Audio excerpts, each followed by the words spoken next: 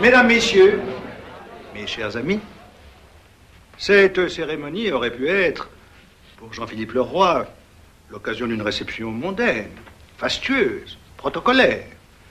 Mais il a refusé. C'est à sa demande expresse qu'elle a lieu ici, dans mon bureau, sans flonflon, sans trompette, entre nous, tout simplement. Vous, ses collaborateurs, qui l'associent de la sorte à l'hommage qu'il lui est rendu, et moi, son ministre reconnaissant.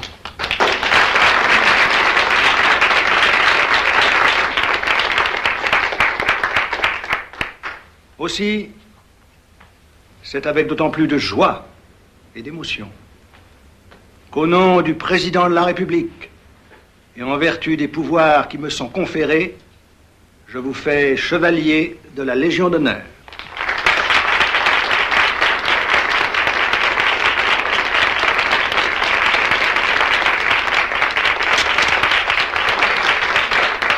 Monsieur le ministre et vous tous, mes amis, franchement et du fond du cœur, vous savez que je dis toujours la vérité.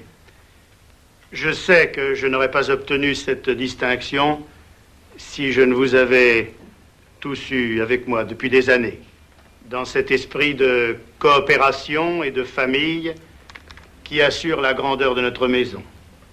J'espère qu'à l'avenir, nous continuerons tous à nous montrer dignes de l'hommage qu'on m'a rendu aujourd'hui.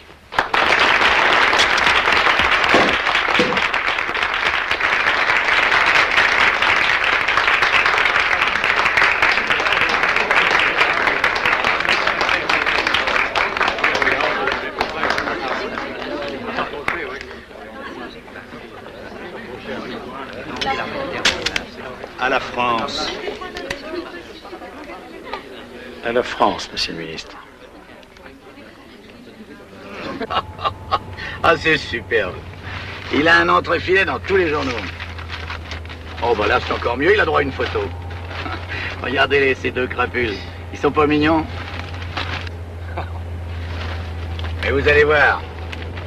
Je vais lui en épingler une, moi, de Légion d'honneur. Cette photo, on peut la reproduire sur vos machines? Ça sera peut-être pas très net. En tout cas, elle le sera plus que le personnage. On va la mettre ici, en plein milieu de la page. Et là, je vais rappeler à nos adhérents qui est ce joli monsieur. Je peux vous dicter un texte, Françoise? Bien sûr.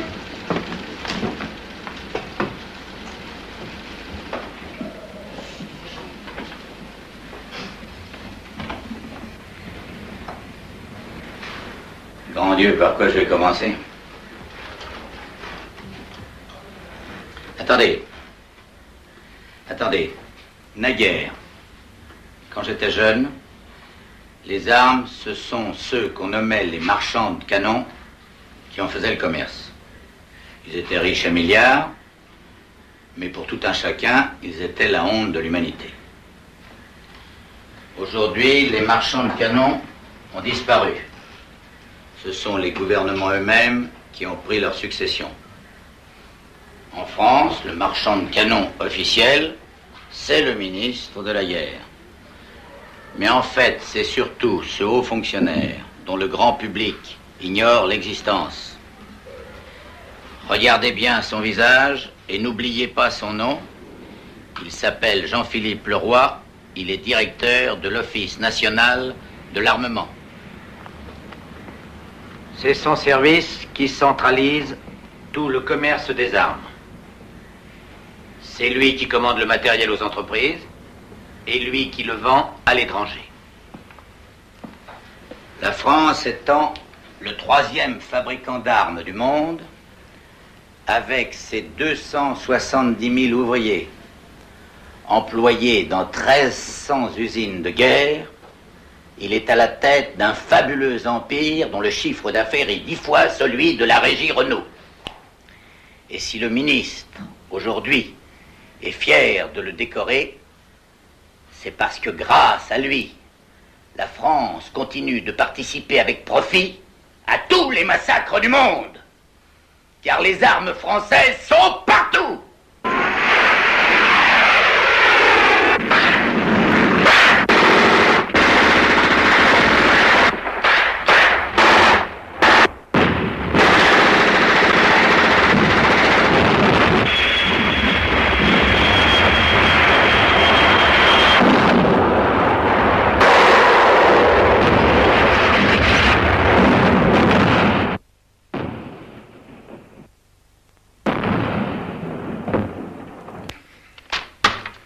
Je ne sais pas ce qui se passe en ce moment, mais ça s'acharne contre nous.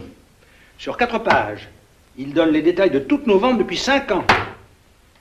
Vous vous rendez compte? Pour de l'opinion. Passe pour des exterminateurs, des charognards. Ça peut faire des vagues. Mais non, il est très bien cet article. À vous trouver. Et c'est dommage qu'il soit dans cette feuille de chou. C'est dans un journal à grand tirage qui nous rendrait service. Qu'est-ce que vous croyez? Que ça va faire pleurer les petits Français? Mais il peut énumérer tous les carnages qu'il veut, ils n'en ont rien à foutre. Surtout si ça se passe à 6000 km de leurs pantoufles. Mais par contre, si on leur dit que le monde entier s'arrache nos armes parce qu'ils sont les meilleurs, 7 Français sur 10 sont fiers. Regardez les sondages. Bah, c'est normal. Pour une fois qu'ils sont les plus forts, ça les venge des Jeux Olympiques. Et qu'on leur dise pas qu'ils n'ont pas gagné une guerre depuis 14-18. Ça fait 20 ans qu'ils sont au hit-parade sur tous les champs de bataille. Non, rassurez-vous, monsieur le ministre. L'esprit cocardier nous protège. Bien sûr, bien sûr. Mais aujourd'hui, cet article, ce n'est pas n'importe qui. Le professeur Marot est un de nos plus grands biologistes. Agrégé de médecine, institut, collège de France, docteur et sciences. Et vous savez combien les titres universitaires impressionnent encore le public. Ah oui, oui. Sauf quand les hommes politiques les alignent dans leur curriculum vitae. Hein? Avec des pareils diplômes. Les gens se demandent comment ils peuvent dire autant de conneries. Ah, je vous en prie. Soyez sérieux. Mais d'accord, soyons-le tous les deux. Ce marché avec le Tongo, que vous n'espériez plus, voilà. Eh bien, c'est fait. J'ai signé ce matin avec votre collègue, monsieur Casaboutou. Sans blague. 60 missiles éperviers, 20 chars à MK13, 25 obusiers, 400 mitrailleuses LF, 3 chasseurs supersoniques, 8 hélicoptères de combat, 500 fusils mitrailleurs et 180 lance-roquettes anti-chars. En tout, 145 milliards d'anciens francs. Voilà. En cette époque où nous souffrons de l'absence de grands conflits style Vietnam-Biafra, on peut se réjouir d'avoir soufflé ce marché aux Américains, qui étaient sur le point de signer. D'autant que ces 145 milliards représentent tout de même le tiers du budget annuel du Tongo, où les 3/4 de la population crèvent de faim. Et pour obtenir ça, vous avez dû laisser une commission confortable à M. Casaboutou et à son chef d'état-major. Ah, mais pas plus que celle que leur proposaient les Américains, 7%, c'est-à-dire 10 milliards pour leur poche. Mais M. Casaboutou était ravi de signer avec la France. Regardez ce qu'il m'a offert avant de partir. Ça existe, la gratitude. Ah. Il n'a pas oublié que c'est au général de Gaulle qui doit son indépendance. Et il sait bien que rien n'a changé. Si nous fournissons du matériel militaire à ces jeunes États, c'est toujours pour protéger cette indépendance que le général leur a donnée. Ben voyons, monsieur le ministre, la vocation sacrée de la France.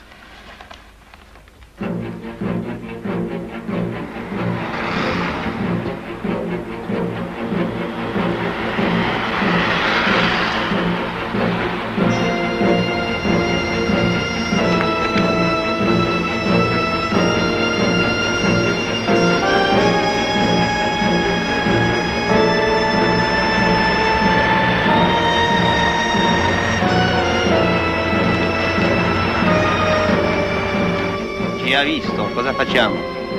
Niente, continua di seguirlo.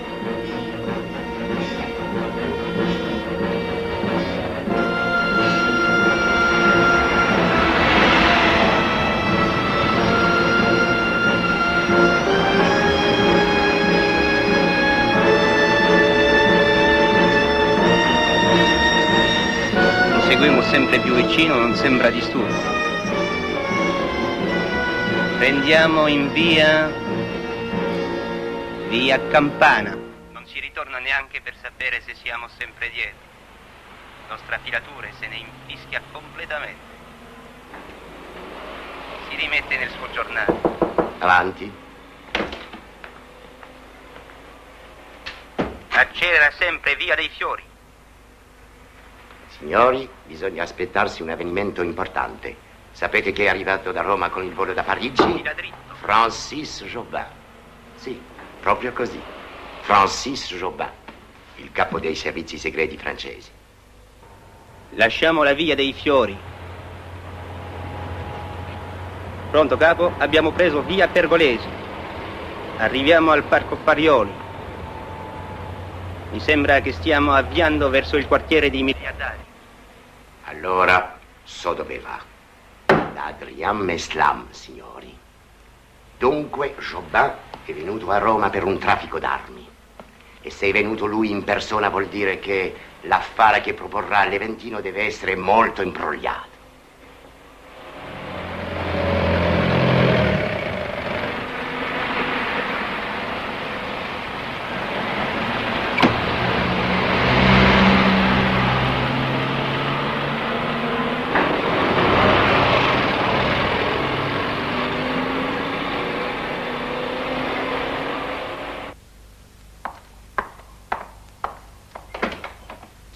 Bonjour, Monsieur Jobin. Entrez. Vous avez fait bon voyage? Oui, merci. Asseyez-vous. Je vais prévenir Monsieur Meslam. Ah, bonjour, cher ami. Mon cœur avec vous. Ponctuel comme toujours. Ce qu'il y a de délicieux avec vous, c'est que même les avions n'ont jamais de retard. Allons, mesdemoiselles. Laissez mon ami tranquille. Je sais qu'il préfère les chats. Oh, madame. Vite. Ah, bien sûr. Les chats, c'est le silence, la paix, le mystère.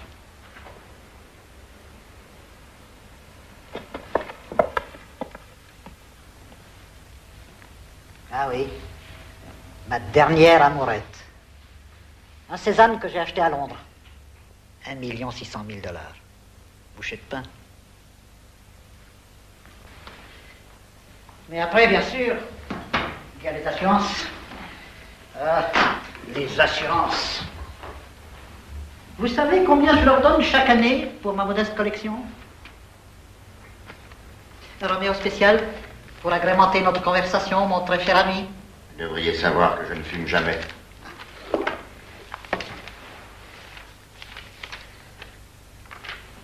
Merci.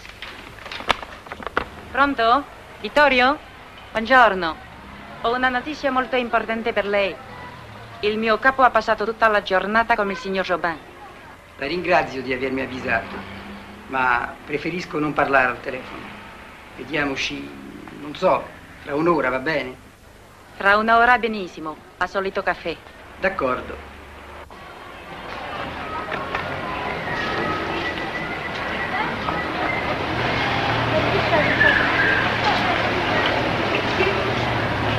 Mais la main sur le cœur, monsieur le roi.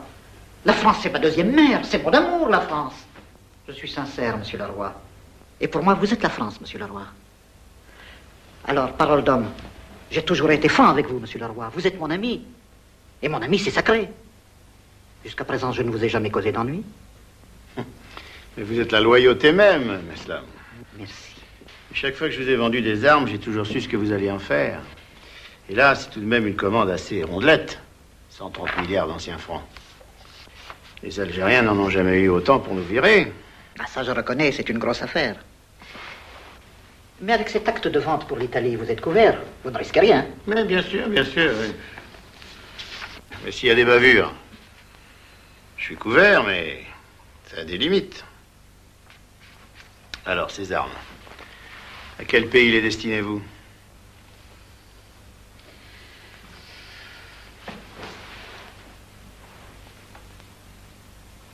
Non, je ne peux pas vous dire, monsieur le roi, je ne peux pas.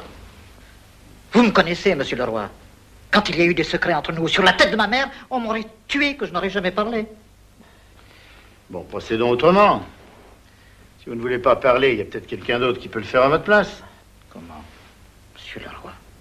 Ah, autrement, je ne signe pas. Alors, reprenez votre matériel. Ah. Voilà. Et laissez-moi travailler, j'ai pas que ça à faire. Voyons, monsieur le roi, il n'y a jamais eu de dispute entre nous. D'autant que vous allez perdre une commission de 10 milliards. Pour un homme à qui, il y a moins de 20 ans, on devait faire bouffer de la merde pour un billet de 100 balles. C'est beaucoup. Tout cela demande réflexion. Laissez-moi le temps de me retourner. Je vous rappelle.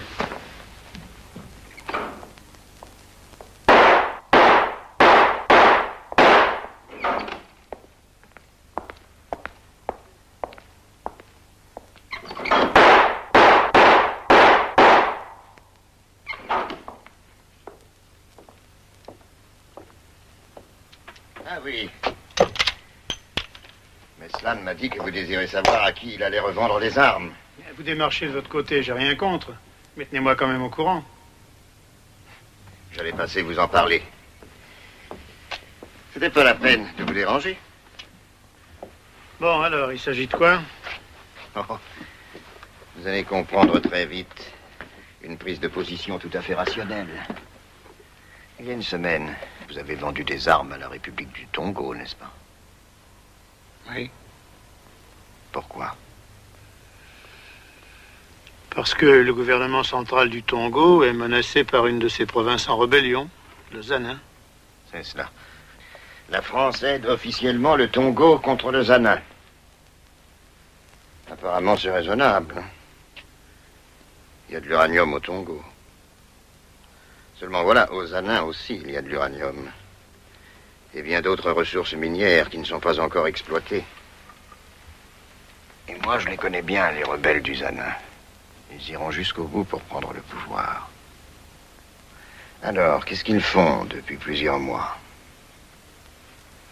Comme ce sont des gens sérieux, ils étudient les propositions que leur fait le monde entier. Les Russes et les Américains, non. Ils n'ont pas envie de passer sous le joug des superpuissances. C'est à un pays moins contraignant qu'ils commanderont les armes. L'Angleterre, la Belgique, la Suède. Mais, puisque la guerre entre le Tongo et le Zanin est inévitable, c'est là qu'il y a une petite différence de point de vue entre nous. Moi, je pense que c'est la carte du Zanin qu'il faut jouer. Le régime de Kasabutu est trop pourri, tyrannique, miné de l'intérieur par des rivalités tribales. Moi, je vous le dis, il perdra la guerre.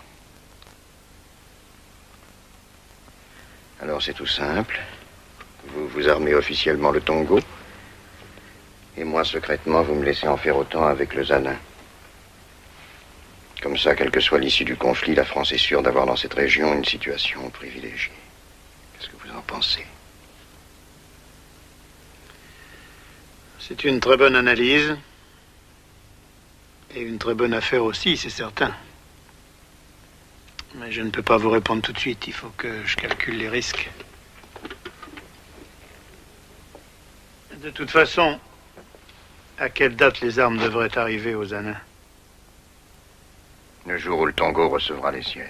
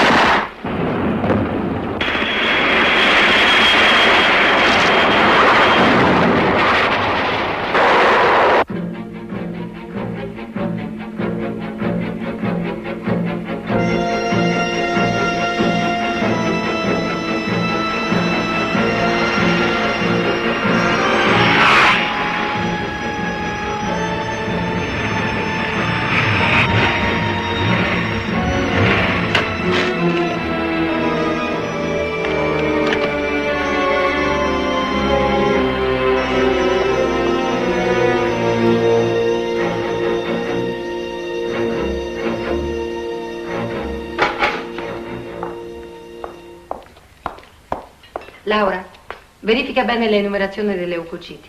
Teoricamente dovrebbero essere in progressione costante. Lo so, professore. Allez, venez vite. On va préparer les dîners. Ah non, pas encore ce soir. Non, voilà 8 jours que je dîne tous les soirs chez vous. Pour une fois, laissez-moi au moins vous inviter à mon hôtel ou ailleurs, au Chénino, tenez. Dites plutôt que vous en avez assez de ma cuisine. Oh, par exemple, la meilleure table du monde. Buonasera, professore. Buonasera, Mauricio. Non, c'est vrai, je deviens encombrant. Vous avez votre vie. Il faut que je vous laisse un peu. Tant que vous êtes à Rome, il n'y a qu'une personne dans ma vie. C'est vous. À partir de demain, avec l'ouverture du congrès, on aura des repas officiels tous les jours. Alors, dînons convenablement encore ce soir. Bonsoir, professeur. Vous savez qu'on attend vos conférences sur les gènes avec impatience.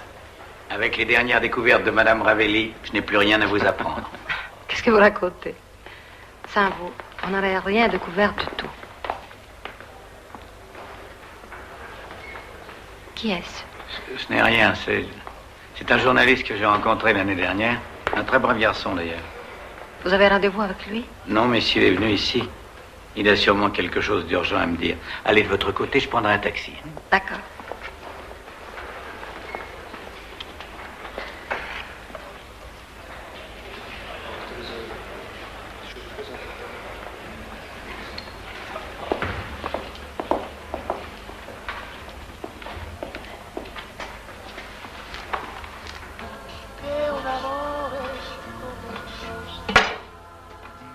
Non si getta via così. Un istante vale un giorno per noi.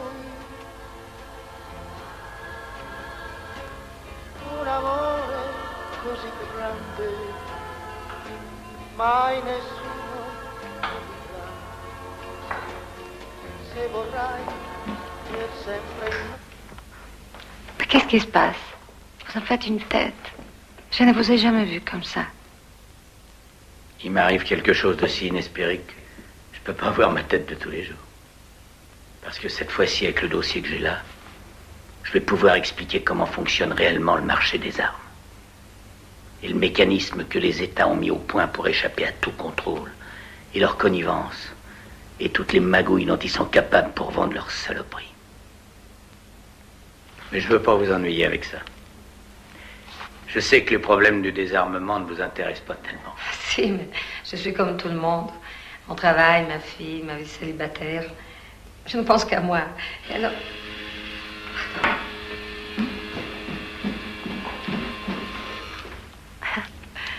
Ça va. J'ai un peu honte parfois. Comme la semaine dernière, quand j'ai lu dans un journal qu'il y aura d'ici à l'an 2000 300 guerres dans le monde, qui laisseront de 100 millions de morts. C'est vraisemblable. Tout est organisé pour ça. D'après les lois internationales, un État ne peut vendre des armes qu'à un autre État. Toute transaction avec un marchand privé est interdite. Alors, quand la France, pour des raisons évidentes, ne peut pas vendre officiellement des armes à un pays X, le Zanin, que fait-elle?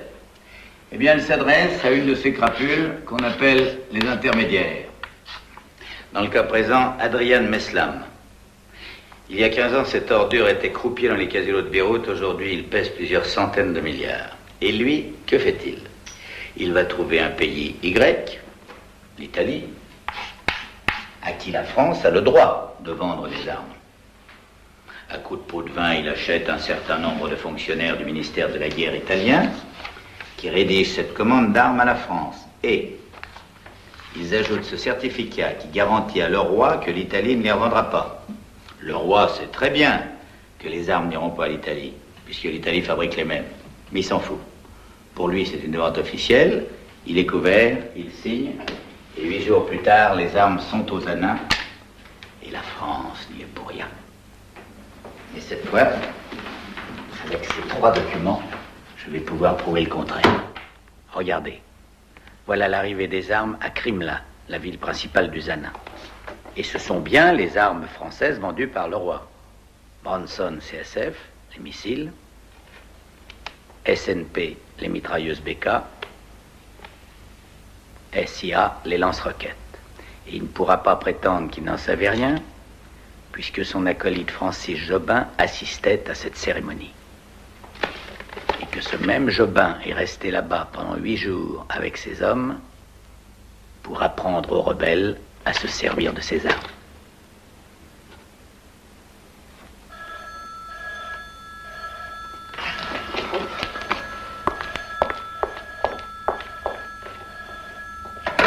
Pronto?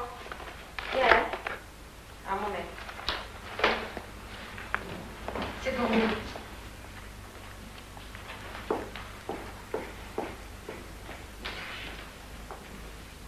Allô? Excusez-moi, professeur. Vous avez entendu la radio? Une nouvelle épouvantable. Mais pour vous, j'ai honte de dire ça. C'est formidable.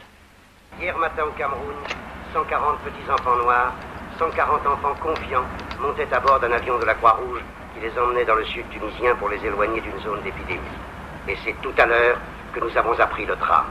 Alors qu'il survolait le territoire du Zanin, l'avion a été abattu par l'artillerie des rebelles. 140 enfants... Allô, c'est le roi, passez-moi votre patron. C'est tout ce que nous savons de cette catastrophe. Nous espérons pouvoir vous donner... Alors, vous avez du nouveau depuis tout à l'heure? Oui, oui. La Croix-Rouge a demandé l'ouverture d'une enquête. Mais heureusement, on a eu confirmation. Il n'y avait aucun journaliste sur les lieux d'accident. Et rassurez-vous, puisqu'ils veulent une enquête, on va leur donner un coup de main. J'envoie 4 types là-bas.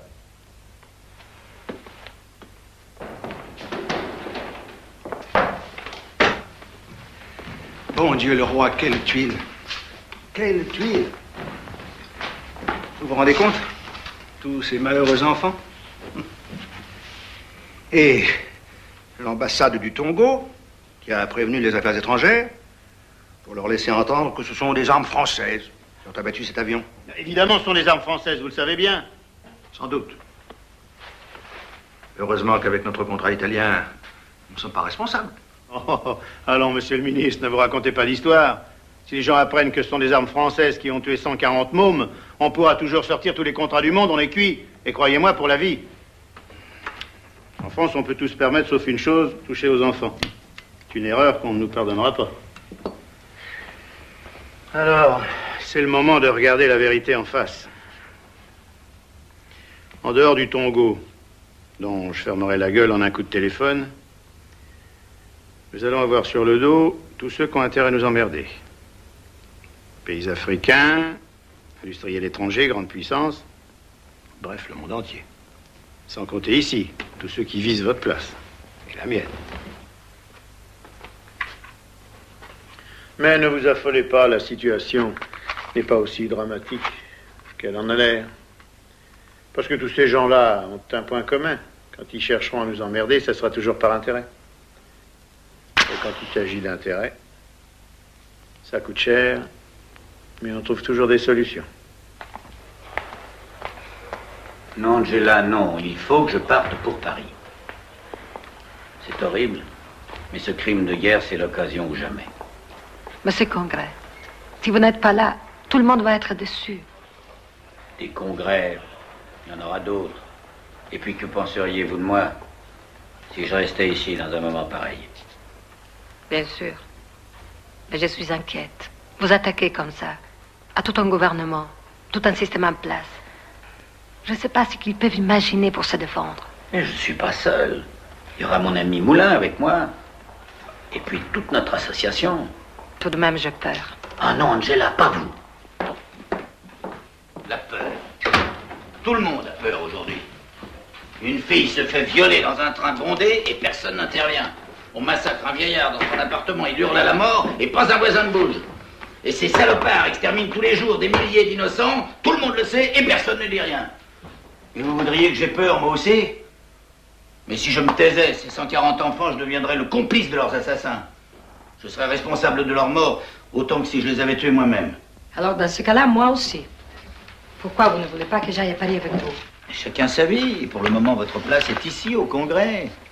250 savants attendent votre conférence. Et vous allez voir, je vais prouver que les gens ont peur pour rien.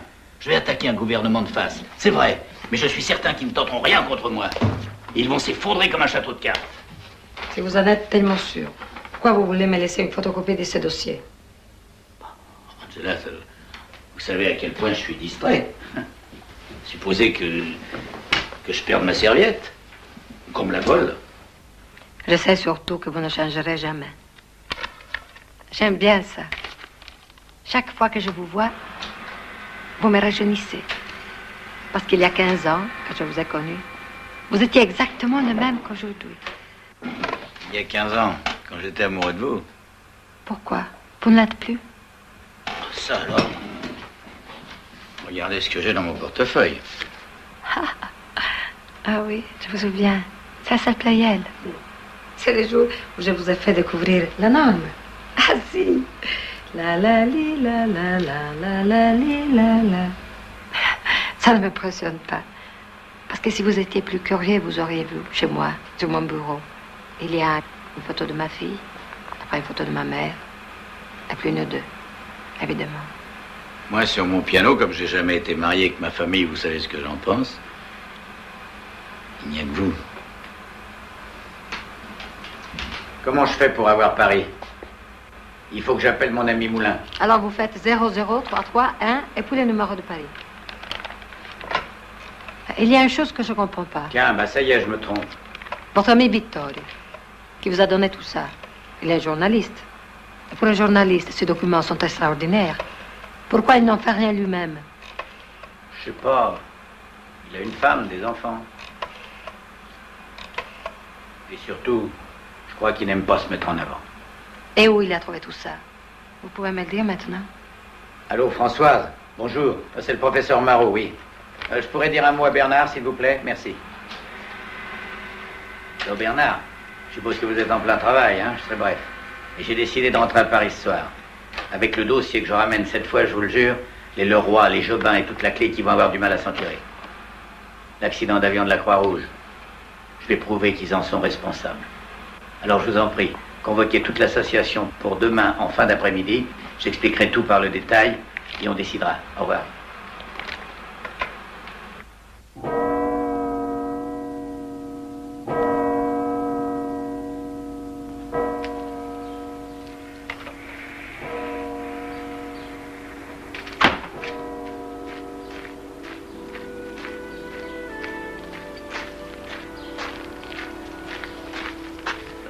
L'année prochaine, avec ce rosier, on va se lancer dans un croisement audacieux.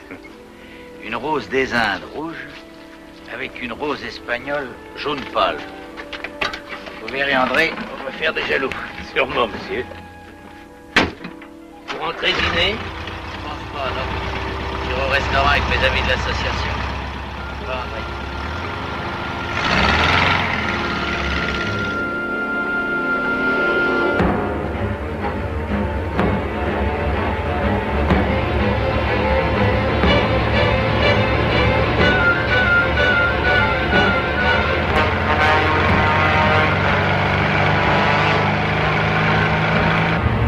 C'est bon, on peut y aller. Et vous devant? Y a rien? Attendez. Attention, camionnette.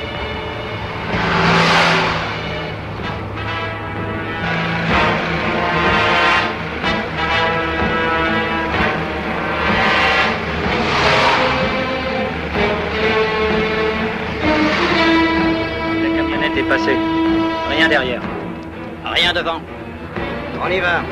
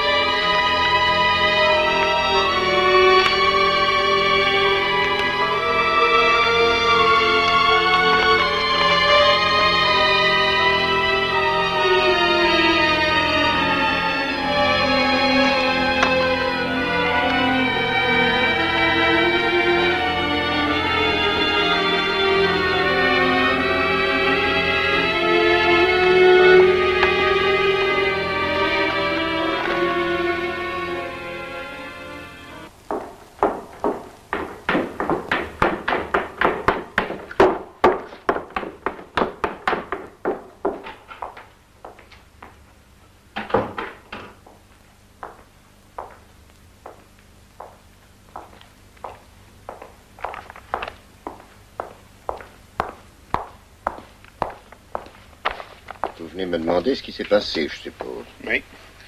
J'ai appris la nouvelle, comme tout le monde, tout à l'heure, par la radio. Vous saviez que Marot se rendait à une réunion de son association? Non, mais maintenant je le sais. Et j'en ai la tête comme ça parce que les rigolos de l'action pacifiste, ils nous lâchent plus. Téléphone, télégramme, pneumatique, ils ont même essayé d'entrer dans la cour du ministère. Mettez-vous à leur place. Cette mort, juste avant leur réunion, je comprends qu'ils y voient une coïncidence un peu suspecte. Pourtant, le rapport de gendarmerie est formel. C'est un banal accident de voiture. Vous étiez au courant, vous, de cette réunion? Oui. Parce qu'heureusement, un membre de l'association avait prévenu les renseignements généraux à midi. Pourquoi heureusement? Sur l'affaire de l'avion de la Croix-Rouge, je crois que Marot avait une opinion un peu personnelle, un peu trop personnelle. C'est votre indicateur qui vous l'a dit? Oui. Comment il le savait? Quand Moulin lui a téléphoné pour le prévenir de la réunion, il lui a résumé un coup de fil que Marot avait donné de Rome. Et depuis, vous avez d'autres précisions sur cette opinion de Marot? Oui, même tous les détails. Et vous verrez, quand vous en aurez pris connaissance, vous vous réjouirez que dans ce pays, un habitant sur 30 soit un indicateur.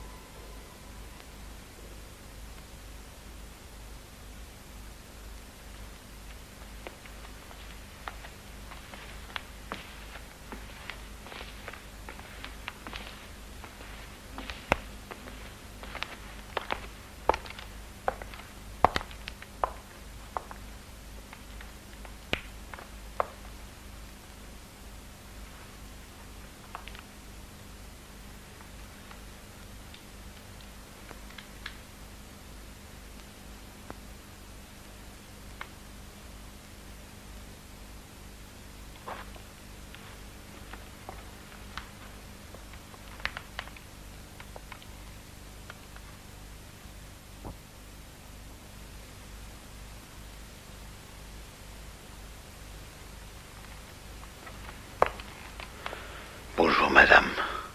Vous êtes Angela Ravelli, n'est-ce pas? C'est vous qui avez publié l'année dernière, avec notre pauvre frère, ce remarquable traité sur l'altération des gènes.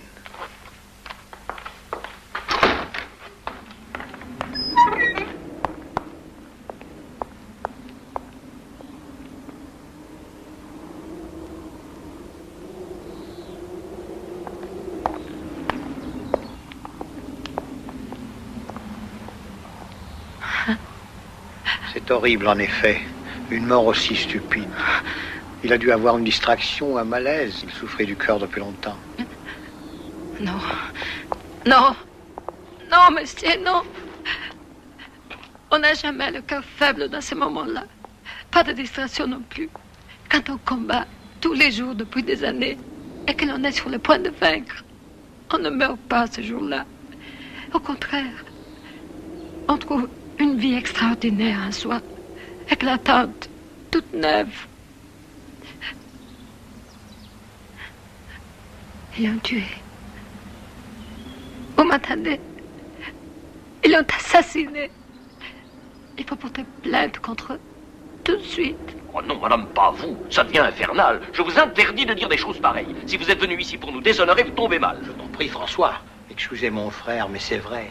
Depuis hier, tous ces gens de l'association qui se prétendent les amis de notre pauvre Michel essayent d'utiliser sa mort à des fins bassement partisanes. Mais les critiques que Michel voulait adresser à notre gouvernement, on les a lues.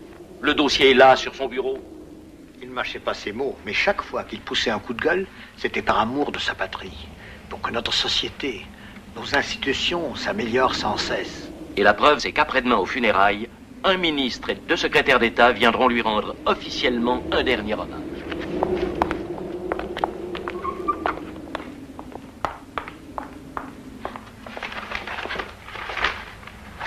Ce n'est pas ça. Ce n'est pas ça du tout. Mais ça suffit maintenant, un peu de respect. De quel droit fouillez-vous dans ces affaires? Et vous, de quel droit vous êtes ici? Retournez dans vos usines, vos banques, où il vous a toujours laissé. Depuis 15 ans, il refusait de vous voir. Et aujourd'hui, vous essayez de le récupérer, de faire croire qu'il était de votre monde. Mais vous n'y arriverez pas. Parce que moi, je vais crier bien haut que c'est faux. C'est pour ça qu'il est mort. Si, monsieur, si. Il faut que vous receviez ma plainte.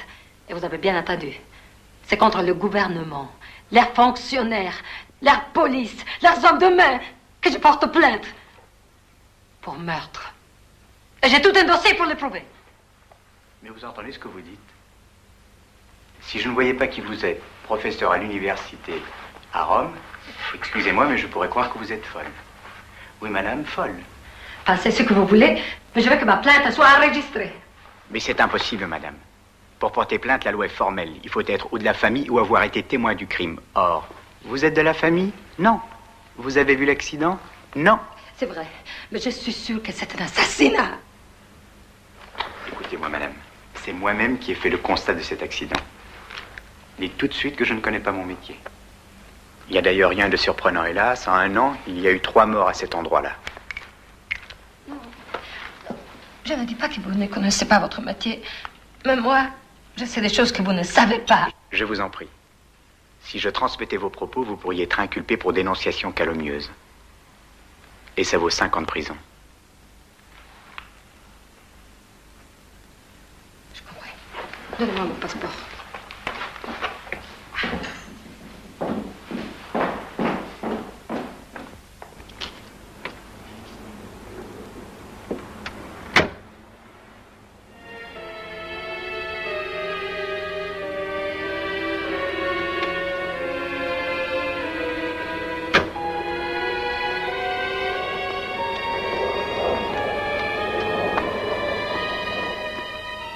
Allô, monsieur Bernard Moulin? Ah, c'est vous. Bonjour, monsieur. Je suis une amie.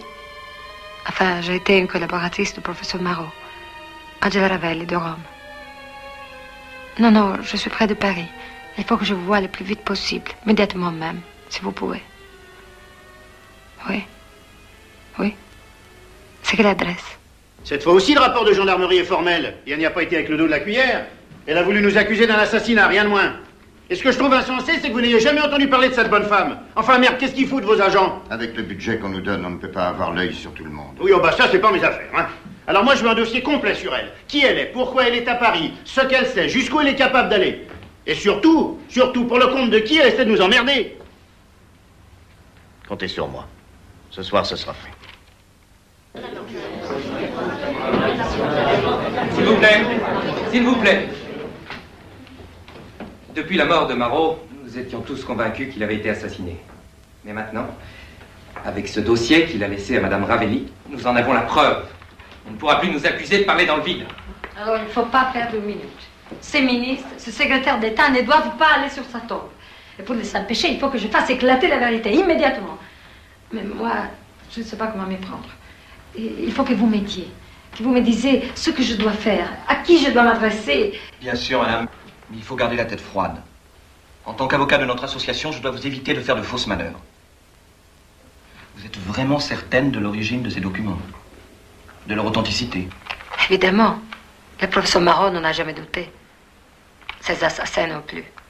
Si c'était des faux, ils ne l'auraient pas tué. Je le crois autant que vous, mais attention, nous devons rester dans la légalité. Les coïncidences ont beau être accablantes, le crime n'est qu'une hypothèse. Et si vous lancez publiquement une accusation de meurtre, c'est vous qui serez traîné devant les tribunaux pour diffamation. Oui, je le sais. Ça m'est égal. Même si j'ai la loi contre moi, je ne peux pas faire autrement. Quand ils l'ont tué, ils étaient dans la légalité, eux. Bien sûr. Mais ne nous emballons pas. Le procureur de Versailles est un type très bien. C'est un jeune, un ami. Je vais lui communiquer le dossier, il se saisira de l'affaire, je vous le garantis. Et dans quelques jours, il aura désigné un juge d'instruction. Eh bien, quelque chose, ce sera trop tard. Le roi et ses complices trouveront un système de défense et on ne pourra plus rien contre eux. Donnez le dossier au procureur si vous voulez, mais dès demain, la France entière doit être au courant de ces crimes. Oui, et pour ça, je ne vois qu'une solution.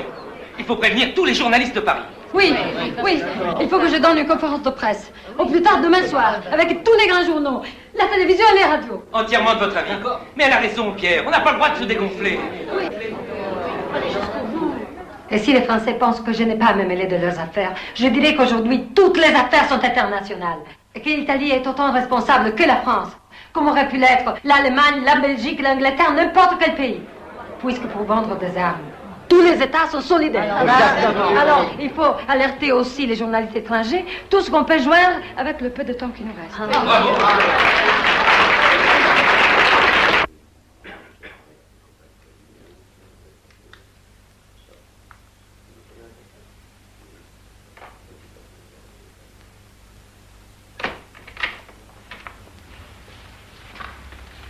Messieurs, bonsoir.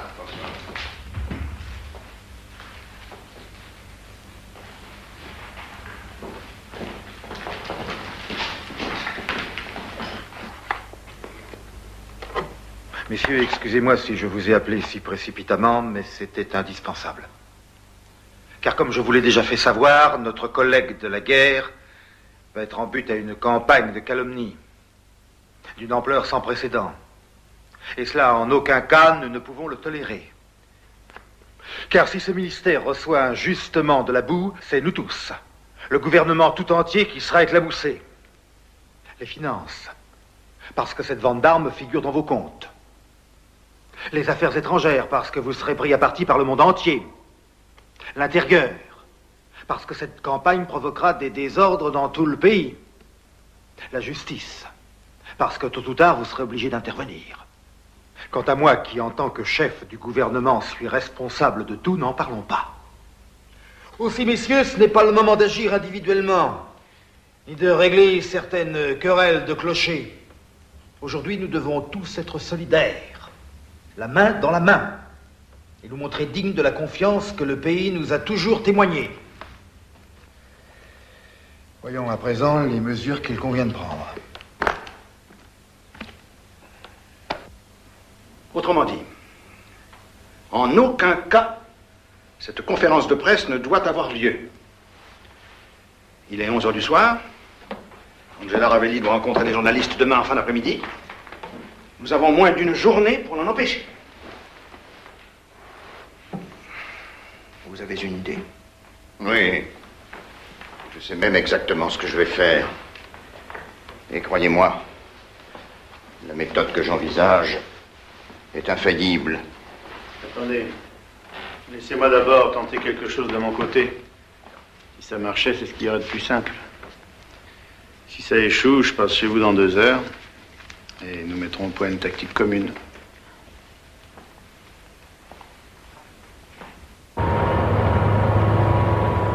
Et maintenant, vous allez dormir. Parce que demain, il faut que vous soyez en super forme.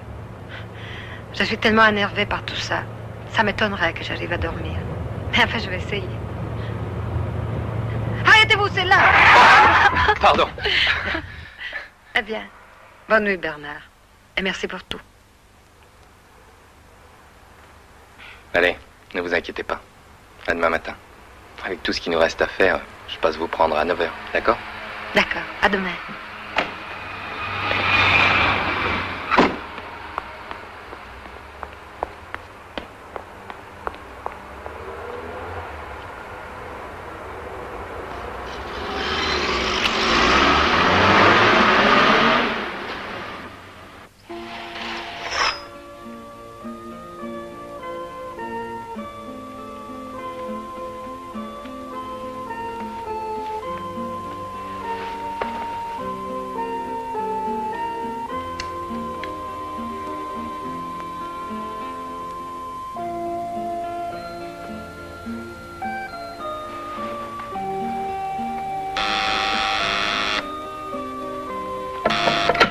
Oui.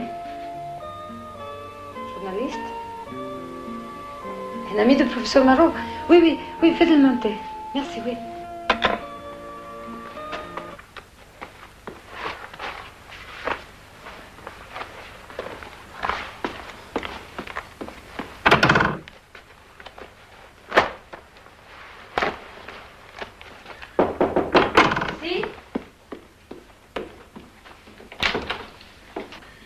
Bonsoir, madame. Bonsoir, monsieur. Entrez, s'il vous plaît. Excusez-moi d'avoir menti au portier. Quand j'ai dit un ami du professeur Marot, ça n'était peut-être pas tout à fait le mot qui convient.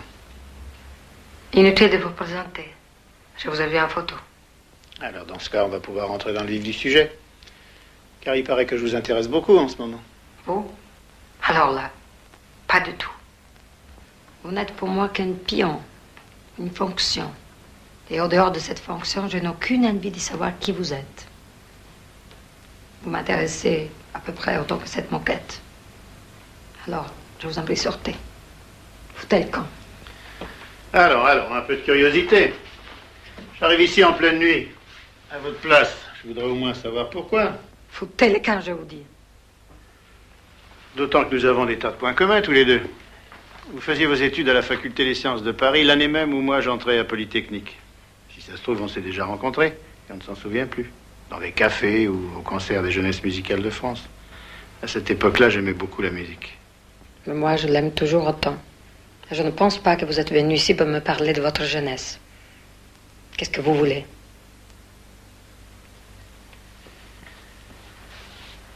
Il faut renoncer à cette conférence de presse. Alors vous avez le choix. Ou vous y renoncez de votre plein gré, ou nous vous y obligerons. Autrement dit, je suis venu vous sauver la vie. Vous savez bien que dans certaines circonstances, on ne recule devant rien. Un exemple récent vous le prouve. Ah oui. Mais avec moi, vous n'oserez pas. Trop de gens sont au courant. Alors, Madame Ravelli, si j'ai tant d'assurance, c'est qu'on a tout prévu. Et même si vous aviez une chance sur 1000 de réussir, à quoi ça servirait de prendre tant de risques? Vous allez jouer les Jeanne d'Arc devant 200 journalistes, formidable. Et après, qu'est-ce qui se passera? On va virer quelques pions, comme vous dites. Moi, le ministre et 2 ou 3 autres, et nos remplaçants. Qu'est-ce que vous croyez qu'ils vont faire de mieux que nous? Mais la même chose. Parce que la vente des armes, c'est un mal nécessaire pour la France. Ah, évidemment, tout ça, c'est monstrueux à première vue. Et les pacifistes, avec leurs jolies phrases humanitaires, ils ont le beau rôle, forcément. C'est comme l'autre, là, aimez-vous les uns les autres. On fait le plein pendant 20 siècles avec une formule pareille, mais personne n'a jamais trouvé de mode d'emploi. Mais moi, c'est à une scientifique que je parle. Alors, les utopies, les grands sentiments, le romantisme, c'est pas votre domaine. Quand vous êtes dans votre laboratoire, vous ne rêvez pas. C'est sur des réalités concrètes que vous travaillez. Eh ben moi, c'est pareil. Qu'est-ce que vous voulez qu'on fasse? Qu'on arrête de fabriquer des armes? Très bien. Et les 270 000 ouvriers de l'industrie militaire, qu'est-ce qu'on en fait? Bonsoir, messieurs, par ici le chômage. Vous voulez qu'on leur demande s'ils sont d'accord? L'année dernière, toute la presse de vos amis gueulait contre les torpilles qu'on fabrique à Toulon. Et quand on a voulu fermer l'arsenal, c'est les ouvriers eux-mêmes, et les syndicats, et avec l'appui des travailleurs de toute la région qui ont exigé la réouverture des ateliers. Mais c'est normal. Il faut bien qu'ils gagnent leur vie. Seulement c'est vous qui les avez mis dans cette situation. Où ils travaillent dans vos usines de bombes, où ils sont sur les trottoirs. Et ça fait des années qu'ils sont victimes de ce chantage. Et chaque fois qu'on parle de désarmement, vous les utilisez comme des otages. En Italie, c'est le même refrain. Mais bon Dieu, les armes, c'est pas seulement ces 270 000 ouvriers qui en profitent, c'est le pays tout entier. Car ça représente des milliards de devises chaque année. Si on transforme les arsenaux en champs de groseille pour exporter de la confiture à la place des chars d'assaut, hop, c'est le train de vie de tous les Français qui tombent dans la sciure. Leurs frigidaires, leurs bagnoles, leurs week-ends. Et tout ça pourquoi? Là aussi, je connais la suite. Si ce n'est pas nous, ce sont les Russes ou les Américains qui vendront des armes à notre place. Ah ben qu'est-ce que vous voulez? C'est le drame de toutes les sociétés, ça, hein? Tout ce qui est admirable, ça les ruine. L'éducation, la culture, la santé, bon... Tout ce qui est de la merde, l'alcool, le tabac, les canons, les bordels, c'est avec ça qu'elles font fortune. On peut rien contre. Peut-être. Mais vous oubliez volontairement l'essentiel. Car vous savez très bien que tous les États, en quelques années, pourraient convertir leurs industries de guerre en industries de paix et assurer du travail à tous les ouvriers. Seulement voilà, les gouvernements de tous ces pays ne disposeront plus de cette gigantesque caisse noire, ces fonds secrets qui proviennent du trafic des armes. Et maintenant, sortez. Je pensais que vous alliez me dire des choses intéressantes.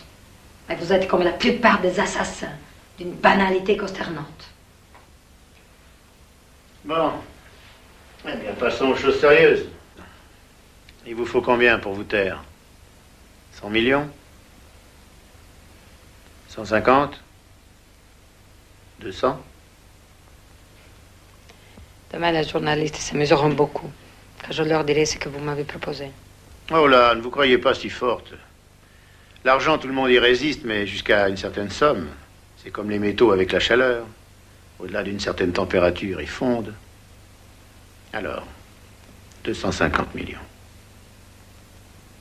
280. 300. Ça n'est pourtant pas difficile. Il vous suffit de signer une lettre pour dire que vous doutez de l'origine de vos documents. Et que vous avez été manipulé à votre insu, comme ce pauvre Marot. Alors, 400 millions. J'ai l'impression que ces chiffres sont un peu abstraits pour vous. Peut-être qu'en les matérialisant, ils vous impressionneront davantage. Qu'est-ce que vous préférez? Une vaste propriété à la campagne? Un immeuble en ville? Un gros paquet d'actions dans une multinationale? Un compte en Suisse? Allez, finissons-en. Combien? De toute façon, tout ce que nous ferons pour vous faire taire nous coûtera beaucoup plus cher. Allez, dehors. Je n'ai pas envie de vous faire des économies. Tant pis pour vous, Madame Ravelli. Vous êtes foutu. Vous vous attaquez à un gouvernement, et ce gouvernement va s'abriter derrière un argument suprême, avec lequel il peut commettre toutes les saloperies qu'il veut. La raison d'État. Vous connaissez quelqu'un qui, une seule fois dans l'histoire, a gagné contre la raison d'État? Mais puisque vous voulez être l'héroïne d'un fait divers, libre à vous. Pour nous, ça ne sera jamais qu'un incident de plus. Tout au plus une bande d'excités qui gueuleront pendant une semaine ou deux, et puis un autre fait divers gommera celui-ci. C'est l'avantage des régimes pourris. Une ordure chasse l'autre. Eh oui. Ah, pour les crapules, la vie est dure. Autrefois, avec une belle saloperie, un type se faisait un nom pour 20 ans. Aujourd'hui, avec la concurrence, c'est pratiquement impossible de dépasser une saison.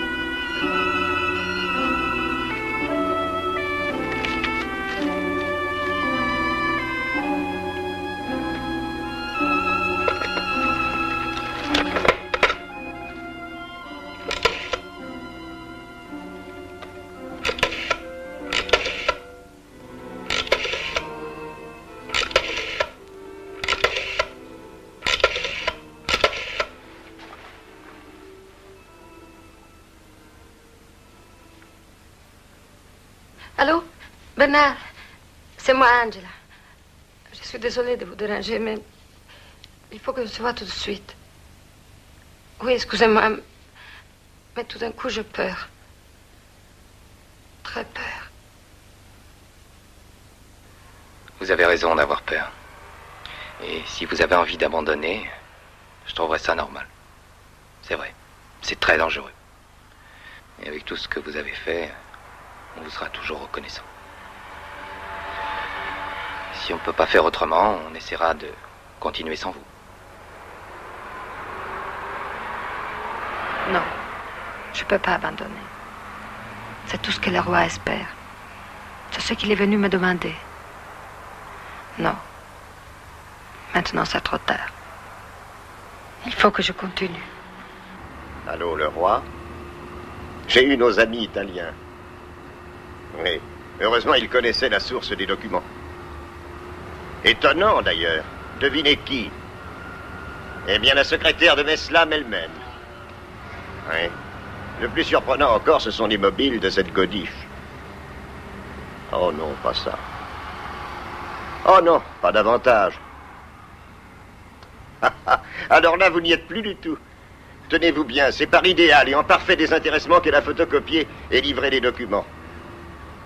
Ah, je suis de votre avis, il y a en ce moment une recrudescence de l'honnêteté qui devient un véritable danger public. Mais rassurez-vous, nos amis italiens sont aussi emmerdés que nous. Dans le même bain. Ils ont très bien compris ce qu'ils devaient faire. Et vous? Vous avez eu l'ambassadeur du Togo? Oui, mais cette fois, il a tout de même trouvé ma petite proposition surprenante, c'est le moins qu'on puisse dire. J'ai cru qu'il allait s'évanouir comme s'il avait reçu une noix de coco sur la tête. Alors il s'est contenté de transmettre et c'est avec Casabutu en personne que je suis en rapport. Oh, au début, il a été un peu distant, mais quand je lui ai fait part d'un petit aménagement que je prévoyais pour cette proposition, il a été très touché par ma délicatesse. Non, je crois que ça va marcher. Et votre Américain? En ce qui me concerne et sur le plan technique, je tire mon chapeau, c'est un travail de vrai professionnel. Lorsqu'il va demander en échange, c'est votre affaire, mais je vous préviens, il va être gourmand.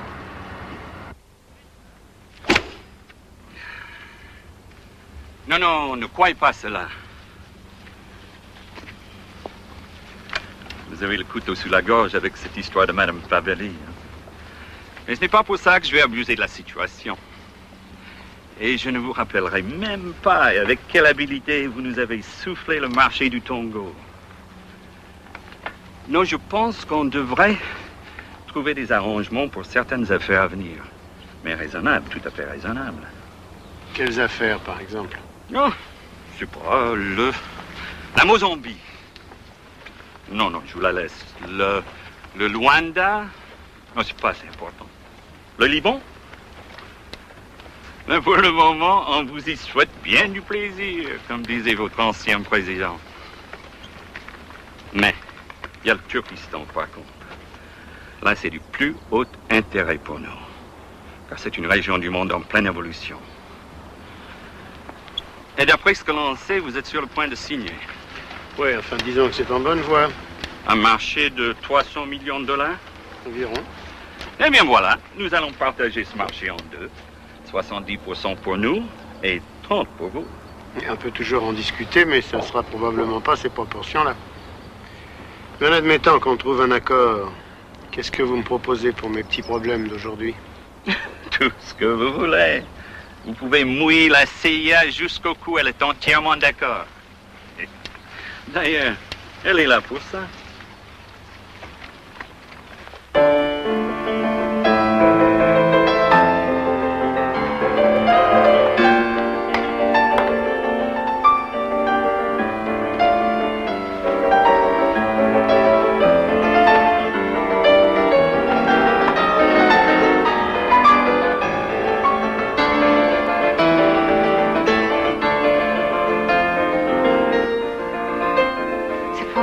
Que vous ayez ce disque. Avant d'aller passer des examens, je l'écoutais toujours. Avec cette musique, on a l'impression d'être plus fort que tout.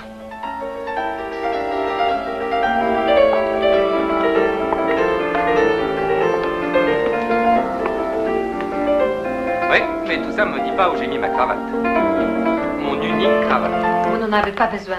J'aurai de cravate. Bon, alors pas de cravate. Mais dépêchons-nous. Je suis comme une paysanne qui va prendre le train.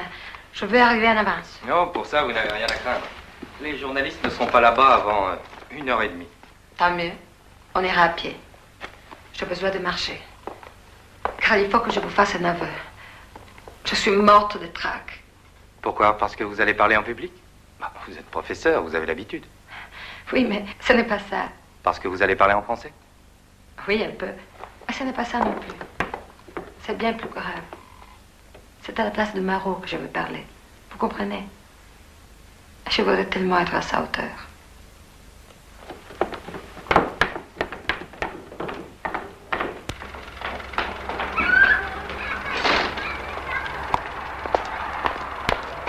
Qu'est-ce qui se passe?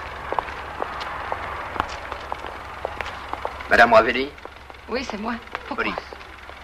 Madame, s'il vous plaît, suivez-nous. Comment ça, police? Qu'est-ce que ça veut dire? Pourquoi la police? Vous devez nous suivre de gré ou de force. Attendez, de quel droit? Et d'abord, est-ce que vous avez un mandat pour nous emmener? Vous, on vous demande rien. Vous montez chez vous. Non, mais on enfin, ne pas. comme elle- La conférence de presse est annulée. Ordre du ministère de l'Intérieur. Pourquoi annuler? Mais comment ça annuler? Depuis quand et sous quel prétexte? Toi, ta gueule, ou on va te la fermer. Non, je refuse. Vous n'avez pas le droit d'annuler cette conférence.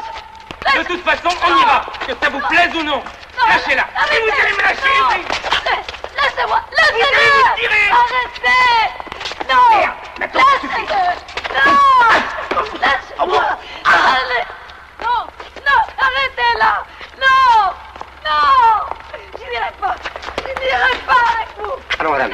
Calmez-vous. Je vais vous faire aucun mal. Non. Aïe. Non.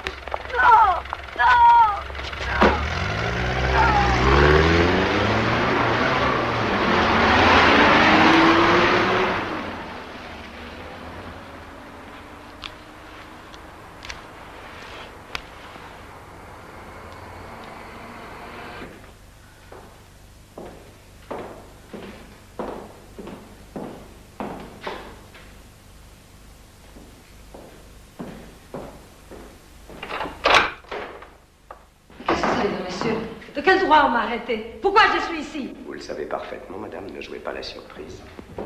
Et restez calme. Pour faire ce que vous avez fait, il faut un certain goût du risque. Alors ayez du courage jusqu'au bout. Pour moi, les pleurs, les cris, c'est une tentative de corruption. Asseyez-vous. Non, je préfère rester debout. J'espère que ce ne sera pas long. Comme vous voudrez. Alors, vous êtes Angela Ravelli, née à Florence le 5 novembre 1937, nationalité italienne, domicilié à Rome, 128, via Tacito. Vous ne niez pas cette identité. Et vous? Quel est votre nom? Votre métier? Et ici? Qu'est-ce que c'est ici? Où je suis?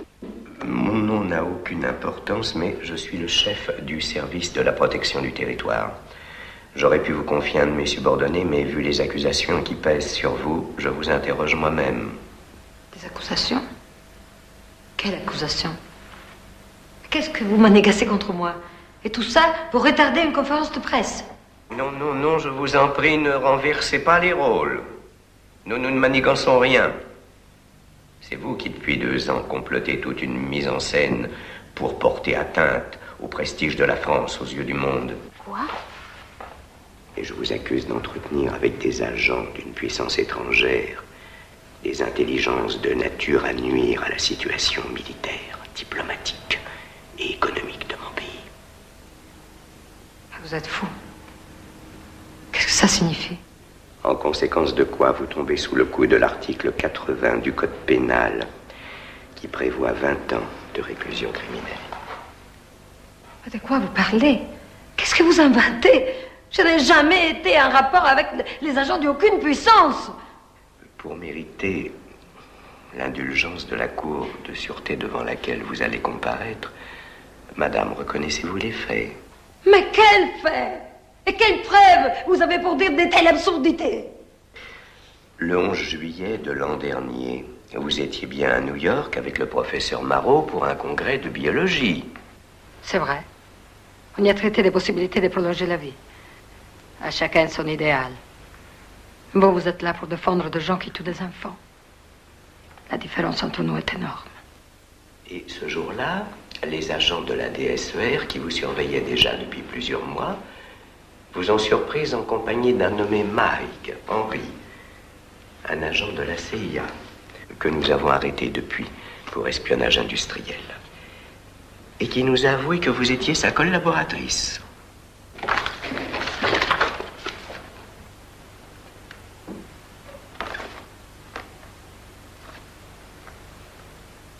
Non, est possible.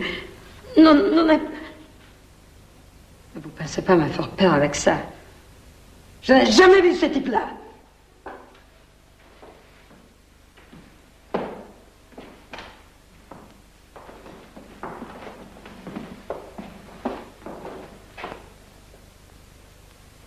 Alors, Henri, vous non plus, vous ne connaissez pas Angela Ravelli?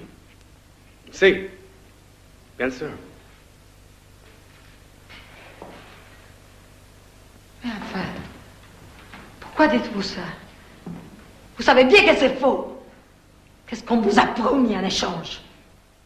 Et c'est bien vous, Henri, qui ce jour-là avez accompagné Madame Ravelli à la Citibank de New York, au 417 de la 3e avenue. Bien oui, c'est moi.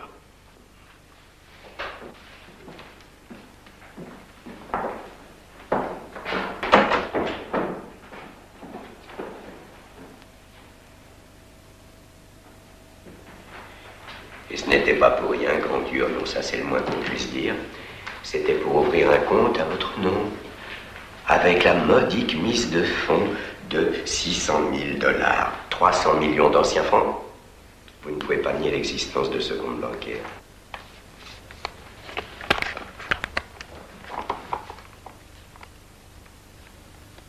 En 9 mois, vous avez tiré pour plus de 100 millions de chèques.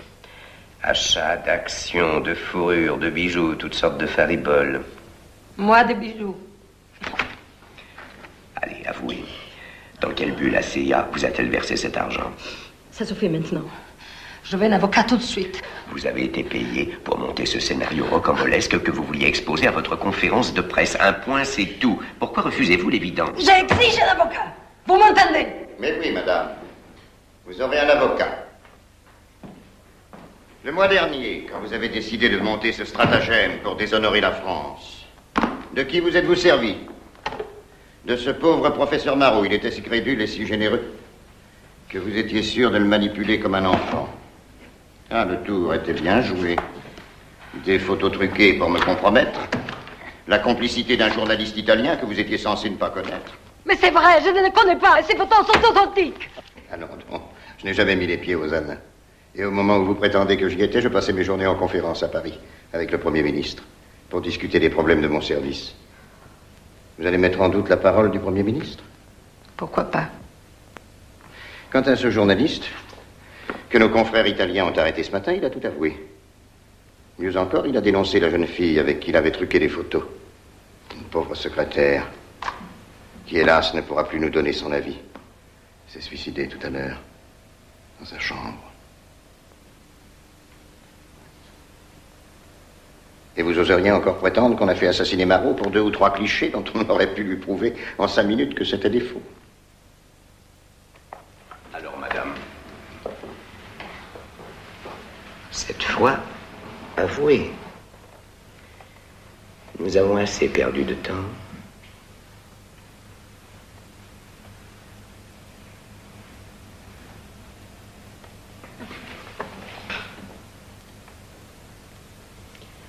Emmenez Madame Ravelli.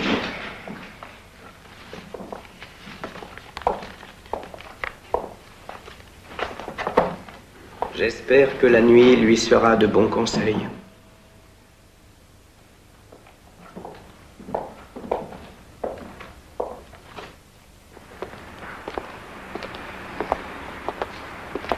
Pendant 2 jours, 48 heures. C'est la loi. La police a droit à 2 jours de garde à vue. Pendant ces 2 jours, pas d'avocat, rien. Elle est toute seule avec les flics. Seule. Mais on peut savoir pourquoi, pour quelle raison, pour quel motif? Légalement, la police n'est pas obligée de s'expliquer. Ouais, autrement dit, ça leur laisse le temps de manigancer ce qu'ils veulent. De transformer un innocent en coupable. Ouais, c'est en effet un des privilèges de la garde à vue. C'est même souvent pour ça qu'elle est appliquée. On commence à comprendre les types qui foutent des bombes partout. Parce que finalement, nous, avec nos principes de non-violence, on est des vrais cons. Peut-être. Mais il ne faut pas changer de méthode. Parce que la violence, on sait comment ça se termine. Par des lois d'exception, par la dictature et le fascisme. Et de toute façon, il y a 2 sortes d'hommes. Il y a ceux qui sont capables de tuer et ceux qui peuvent pas. Et toi, tu fais partie de la seconde catégorie. Ouais, je pensais comme toi jusqu'à présent. Avec les circonstances, on peut changer.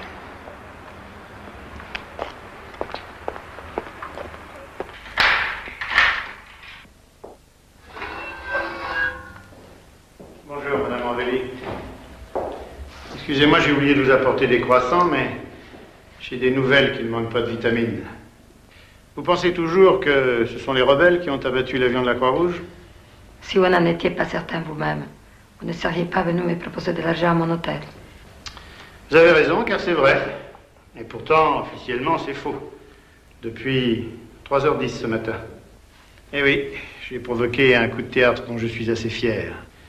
Le gouvernement du Tongo, qui est aussi innocent de ce crime que je suis de la mort d'Henri IV, a reconnu que c'est son armée qui a détruit le Boeing de la Croix-Rouge. Ça, je peux dire Vous avez de l'imagination. Chapeau. Et vous ne pensez pas que c'est un peu gros, tout de même? C'est pourtant la thèse officielle. Un poste d'artillerie du Tongo, avancé dans le territoire des rebelles. Ils ont cru tirer sur un appareil militaire. Simple erreur d'appréciation. Vous êtes comme vos flics. Vous inventez n'importe quoi. Vous ne me croyez pas? Alors pourquoi est-ce que c'est en première page de tous les journaux? L'avion de la Croix-Rouge a été abattu par le Tongo. Et ce titre-là, c'est moi qui l'ai inventé. Le Tongo est responsable. Celui-ci, le Tongo à vous, c'est lui qui a abattu l'avion de la Croix-Rouge. Vous pouvez lire les papiers. Le communiqué du Tongo y est, in extenso. Mais qu'est-ce qui s'est passé?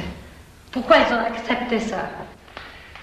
Ah, monsieur Casaboutou a compris qu'il valait mieux avoir la réputation d'un assassin et survivre qu'être innocent et condamné à mort. Si nous avait refusé ce petit geste amical, il savait ce qui l'attendait. On lui envoyait plus de munitions, plus de pièces de rechange, et dans 3 semaines, ses armes étaient bonnes pour la décharge municipale. Eh oui, madame Ravelli, c'est avec les pièces de rechange qu'on les tient. Comme ça. Autrement dit, vous avez remplacé un colonialisme par un autre. Si vous voulez. Mais on sait vivre tout de même. Comme il a été gentil, Casaboutou, on a décidé de lui accorder une petite faveur. On laisse tomber le Zanin. Le reste des armes que les rebelles avaient payées et qu'on devait encore leur livrer, eh bien, on va les envoyer au Tongo. Gratuitement, bien sûr, franco de port. Et grâce à ce cadeau, je suppose, la révolte du Zanin sera exterminée. Eh oui. Par le bienfait de votre intervention pacifiste, il y aura environ 50 000 morts. Mais rassurez-vous, si la guerre avait continué normalement sur 1 ou 2 ans, il y en aurait eu presque autant. Vous me soulagez. Mais puisqu'on est en veine de confidence, est-ce que je peux savoir ce que vous comptez faire de moi? Ça, c'est très délicat, justement. Si l'on s'en tient à la procédure des affaires d'espionnage, vous êtes en prison dès ce soir. Et dans je ne sais combien de temps, quand ça nous arrangera, vous vous retrouverez devant la Cour de sûreté de l'État. Là, si le président est de bonne humeur, vous écoperez de 20 ans de réclusion. Tout ce que je souhaite maintenant, c'est un procès. Et vous savez très bien que votre scénario ne résistera pas à un procès. Je pourrais parler au tribunal et dire tout ce que nous savons, tous les deux. Ne rêvez pas, il n'y aura pas de procès. Mais si, et ce ne sera pas mon procès, ce sera le vôtre. Mais c'est bien pour ça que vous n'irez jamais devant les juges. Si ce procès avait une chance sur 1000 d'avoir lieu, vous croyez que je vous aurais parlé avec autant de franchise que je viens de le faire? Aujourd'hui, vous ne m'impressionnez plus. Quand je vous regarde dans cette cellule, je trouve que c'est un style d'appartement qui vous ira très bien. Mes amis vont s'adresser à l'ONU. Une enquête sera ouverte. L'ONU. Mais une fois pour toutes, elle s'en fout, l'ONU. Est-ce qu'en 30 ans, cet aéropage de clous n'a jamais tenté quoi que ce soit pour contrôler le commerce des armes? Vous l'avez déjà vu? Condamner une grande puissance? Et alors, on trouvera un autre moyen. Mais je persiste à croire que tôt ou tard, la vérité l'emportera. Peut-être, mais vous ne serez plus là pour sabler le champagne. Car vous n'êtes pas au courant, mais vous allez vous suicider dans votre cellule. Et avec quoi? Vous m'avez tout pris. Mes lunettes, ma ceinture, ma montre. Non, s'il n'y a que ça, on vous les rendra pour la vraisemblance. Et ce suicide semblera logique à tout le monde. Vous n'aurez pas eu le courage d'affronter le sort qui vous attendait, le mélo traditionnel. Je ne vous ai pas menti avant-hier. Tout ce qui allait arriver, je vous l'ai prédit. Aujourd'hui, c'est pareil. Alors mettez-vous à ma place. Pour nos services spéciaux, vous expédier au cimetière, c'est une formalité. Mais moi, vis-à-vis de ma famille, de mes enfants, de mes amis... Oh, je comprends. Vous préférez ne pas avoir cet exploit à votre palmarès. Bien sûr, on a ses faiblesses. Alors voilà ce que je vous propose. Dans 1 heure, des agents de la protection du territoire vous emmèneront au palais de justice. La voiture dans laquelle vous vous trouverez sera attaquée boulevard Saint-Michel par des inconnus que nous identifierons plus tard comme étant vos complices de la CIA. À midi, sous la protection discrète de 2 agents de la DSER, vous serez dans le Boeing à destination de New York. Ce soir, vous faites votre shopping à Broadway. Le rideau tombe, la comédie est terminée. Voici un passeport avec un joli nom tout neuf et un chéquier sur la banque américaine que vous connaissez bien. Vous vivrez à nos frais à New York et dans un an, on vous mijotera un non-lieu. Nous n'aurons pas plus de mal à vous blanchir qu'on en a eu à vous salir. Et vous rentrerez à Rome avec tous les honneurs dus à votre rang. Elle ne tient pas debout, votre proposition. À New York, vous le savez bien. Je continuerai. J'alerterai tout le monde. Impossible. Votre dossier d'accusation est une mascarade, mais il est imparable. On demandera votre extradition et vous vous retrouverez ici. Alors, qu'est-ce qui vous semble le plus confortable? Crever dans une cellule à Paris ou vivre à New York?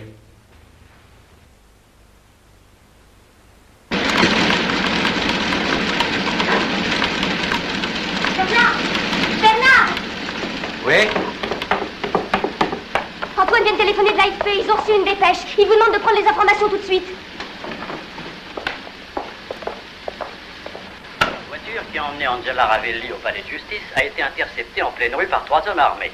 Après une violente fusillade qui, par miracle, n'a fait aucune victime, la détenue s'est enfuie à bord d'une 504 non identifiée. Les agents de la protection du territoire ont néanmoins reconnu parmi les agresseurs un membre de la CIA. Cela prouve définitivement la culpabilité de la biologiste italienne qui... Les salauds. Les salauds.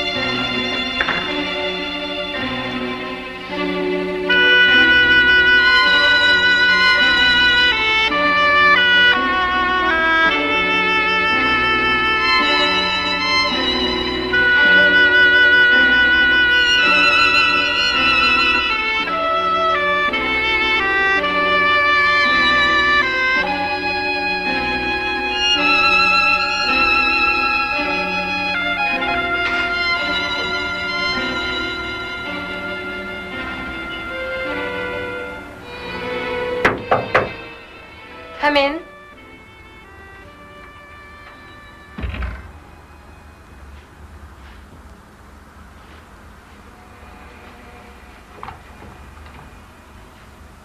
Thank you.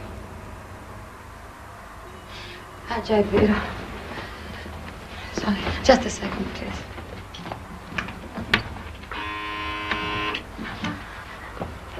Pronto? Marta? Pronto? No answer. And the call to Paris? No. I give you another number, still in Rome. Yes, 806011. No, it's a college. Can you make a person-to-person call? The name is Marta Ravelli. Yes. No, I don't want to say who's calling. It's not necessary. No. 1 hour delay. Okay. Keep you through.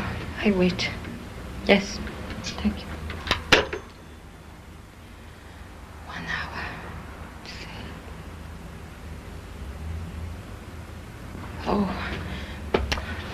Sorry.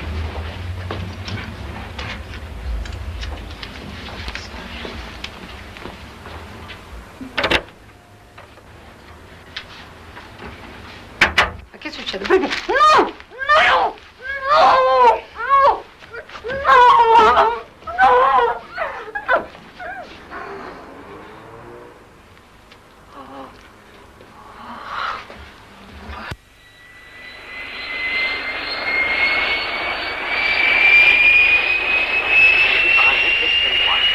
De Moscou, le violoniste Ivan Richter, qui a récemment demandé l'asile politique à la France, a été déchu de la nationalité soviétique. De New York, la nouvelle vient de nous parvenir. Angela Ravelli, cette biologiste italienne, Cet agent de la CIA, dont l'évasion spectaculaire en plein Paris a défrayé la chronique hier, Angela Ravelli, s'est donné la mort à New York dans un hôtel où elle venait de s'installer. L'espionne s'est suicidée à l'aide d'une forte dose de barbiturique. Nous aurons sûrement, dans nos prochaines éditions, d'autres renseignements, mais pour l'instant, une page de publicité. Arrêtez ça.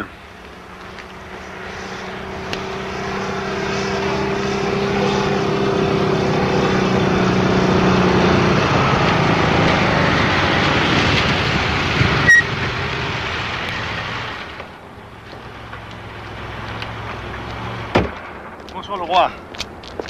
Leur avion n'a pas de retard? Non. Si on signe le contrat, quelle bonne affaire. J'ai le sentiment que ça va marcher. Le gouvernement de la Nubie nous a toujours été favorable. Vous avez entendu la nouvelle? Cette pauvre femme s'est suicidée. Quel destin étrange. C'était prévu, non? Peut-être, mais c'est tout de même très attristant. Vous savez à quoi tout ça me fait penser? J'ai connu un légionnaire dans le temps. Il s'était fait tatouer merde sur chaque paupière. Quand il était en face de gens comme nous, il fermait les yeux.